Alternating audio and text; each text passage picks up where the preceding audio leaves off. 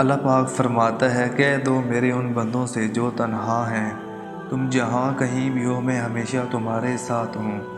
کہہ دو میرے ان بندوں سے جنہیں حالات ناممکن لگ رہے ہیں، میں ہر چیز پہ قدرت رکھنے والا ہوں۔ اللہ پاک فرماتا ہے، کہہ دو میرے ان بندوں سے جنہیں لگتا ہے میں خفا ہوں، نہ تو میں نے تمہیں تنہا چھوڑا ہے اور نہ ہی میں تم سے بیزار ہو گیا ہوں۔ قرآن پاک میں اللہ تعالیٰ فرماتا ہے، کہہ دو میرے ان بندوں سے کہ دنیا کے کہے پہ یقین نہ رکھو، میں وعدہ خلافی نہیں کرتا۔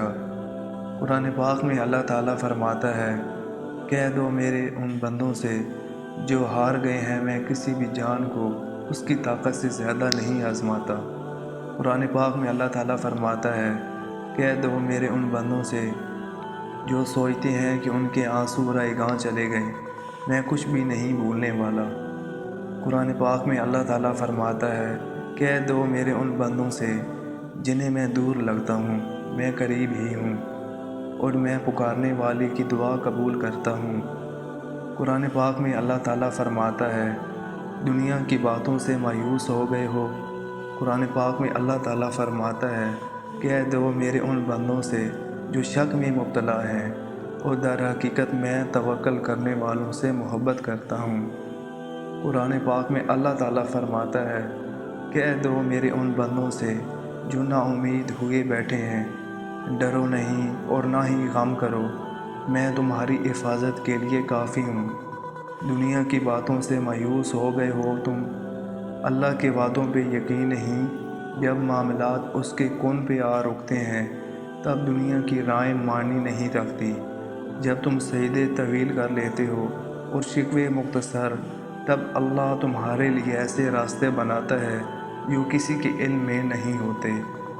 اللہ کی مدد تب آتی ہے جب انسانی طاقتیں ہار جاتی ہیں۔ جب تم لوگوں کے انکار کرنے کے بعد بھی اللہ پہ یقین رکھتے ہو، جب کہیں سے بھی مدد کی امید نہیں رہتی تو اللہ خفیہ ذریعہ بناتا ہے۔ پتہ ہے اللہ کب تمہارے لیے مدد بھیجتا ہے؟ جب تم ناممکن کے باوجود بھی دعا نہیں چھوڑتے، جب تم لوگوں کے انکار کرنے کے بعد بھی اللہ پہ یقین رکھتے ہو، جب تمہیں بے بسی چاروں جانب سے گھیر لیتی ہے۔ معجزے نہ ہوتے تو اللہ پہلے ہی ہمیں ہمارے نصیب کی حقیقت بتا دیتا تاکہ اسے ہم بدلنے کے لیے محنت نہ کرتے، لیکن اللہ نے ایسا نہیں کیا، بلکہ اللہ نے تو ہمارے لیے خاص طور پر دعائیں بنائی تاکہ یہ سوچ کر کوشش کرتے رہیں کہ کبھی بھی کچھ بھی ہو سکتا ہے۔ غلط لوگوں سے محبت ہی تمہیں اللہ کی محبت تک لے جاتی ہے، اور جب تم اللہ کی محبت تک پہنچ جاتے ہو تب اللہ تمہیں ایک ایسے انسان سے نوازتا ہے جس سے اللہ محبت کرتا ہے اور جو تم سے محبت کرتا ہے۔ اللہ کی پسند تو کبھی بھی معمولی نہیں ہو سکتی۔ لوگوں کی باتوں سے گھبراتے نہیں، کیونکہ لوگ بھی وہی کر سکتے ہیں جو اللہ نے ان سے کروانا ہے، اور تمہیں تو معلوم بھی نہیں کہ کیسے اللہ نے ان لوگوں کی پیدا کی ہوئی رکاوٹوں سے گزار کر ہی تمہیں نوازنے کے منصوبے بنا رکھے ہیں۔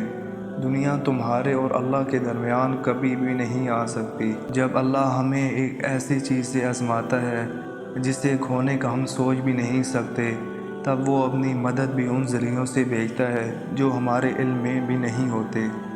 جب ہم توکل کرتے ہیں تو اللہ ایسے پوشیدہ طریقوں سے ہمارے کام کرتا ہے جنہیں نہ ہم دیکھ پاتے ہیں اور نہ ہی سمجھ پاتے ہیں۔ اللہ جو روح میں بستا ہے، دل پھر کیسے اسے بھول سکتا ہے؟ دعا جیسی اور کوئی دوا نہیں اور سجدوں جیسی اور کوئی شفا نہیں۔ اس انتظار کے بعد اللہ نے تمہارے لیے لکھ رکھے ہوں گے جس کی انتظار میں تم ہو۔ کچھ تو ہے جو اللہ یہاں تک لے آیا ہے تمہیں، کوئی تو اجر ہوگا جس کے لیے اتنے درد سے گزار رہا ہے۔ وہ چاہتا تو تمہیں نامکمل امید کر دیتا، پھر اس نے یقین کی پہلی میں الجھا رکھا ہے۔ ہر کسی کو موقع نہیں ملتا سجدوں کا، کوئی تو وجہ ہے جو اس نے ان سجدوں کے لیے چنا ہے تمہیں۔ کیوں لیتے ہو تم اس کے معاملے میں لوگوں کی رائے؟ پھر اس نے تو سارے جہاں سے جدا رکھا ہے تمہیں۔ وہ دیر کرتا ہے، جب اسے بے حد پسند آ جائے کسی کی آواز، وہ توفیق دے رہا ہے، یعنی اسے منانا آ گیا ہے۔